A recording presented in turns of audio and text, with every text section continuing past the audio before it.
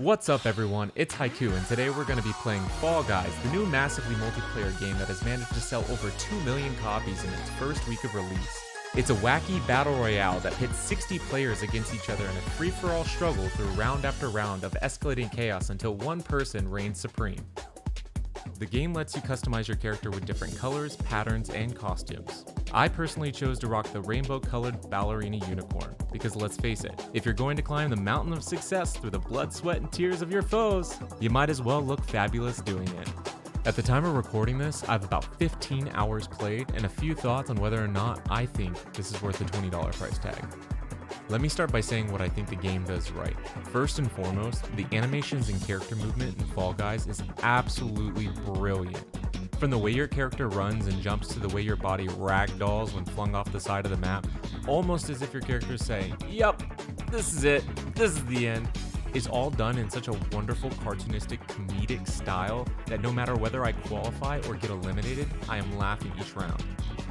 The second thing I think Fall Guys does right is the art style. I believe choosing to go with such a vibrant and colorful design not only allowed the developer to appeal to adults in regards to humor and cuteness, but also allowed them to have a huge appeal for kids and young adults alike. Each map and costume is beautifully colored and textured, which has you re-queuing time and time again.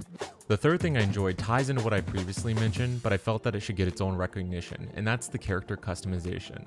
I love the ease in which you can customize and personalize your character. Joining a game and seeing a sea of alligators, pigeons, slurpees, flaming jelly beans, and unicorns all running, jumping, and ultimately getting yeeted across the map make for an incredibly enjoyable experience that has you wanting to keep playing so you can unlock more.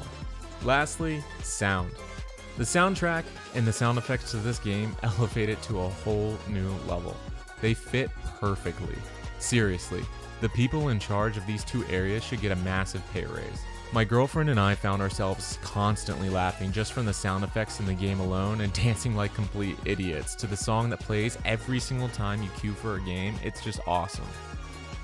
So now let's talk about the things that I think Fall Guys didn't get right, or rather let's say, the things I think they need to improve on. The most glaring issue I had after just a couple short hours of play is the serious lack of map variety. While I have fun with every map that I play, except for maybe Perfect Match, which 9 times out of 10 I just look to see where everyone else is going instead of actually watching for the matches myself, I think the lack of maps is really what will ultimately drive players away from the game in the long run. With just 24 maps spread across 5 stages, where each stage is limited to a pool of maps ranging from 9 in stage 1 to just 3 in stage 5, you end up playing each map dozens of times in just a short period. The second thing is something that was temporarily removed from the PC version by the developer, but still has a pretty annoying consequence, which is no custom names. Currently, when you play Fall Guys on PC, you are given a 4 random digit number to correspond to your Fall Guy. I found this to be an annoyance when playing with friends. This is because when you and your friends finish a map and people are still rushing to qualify, you're able to cycle through all the remaining players and spectate them. Cycling through 59 other players named Fall Guy 1, 2, 3, 4, etc. to find your party member is almost impossible unless you're on a later stage with less participants remaining. Now, I understand they removed it temporarily due to people abusing the name changes and making TOS words or phrases a part of their username, or changing the color of their name and making it massively oversized. I feel like an easier workaround while they figure out the custom name situation would have been to just automatically make us spectate anyone that we're in our party with upon qualifying. That way you can easily find your friends, watch and enjoy, and actually be in a party together. The next issue is pretty big and actually becoming more and more common each time I play. And so far, Mediatonic, the developer of the game, has not implemented any sort of reporting system to combat it. The problem is, several players are already using speed hacks allowing them to move 3, 4, 5, 6 times faster than any other player in the game, and in a game where most maps are racing to the finish line and who can get there first is the huge issue that I feel is currently being overlooked. The last thing I think Fall Guys can improve on is actually one of the things I think that they did right, which is their costume and character customization. What I mean by that is, one of the things I love most about the game so far is the wild and hilarious costume combinations that are available. I really enjoy the ability of leveling up and unlocking new costumes and outfits. However, I think that like the map variety, they are seriously lacking in the amount of customization available.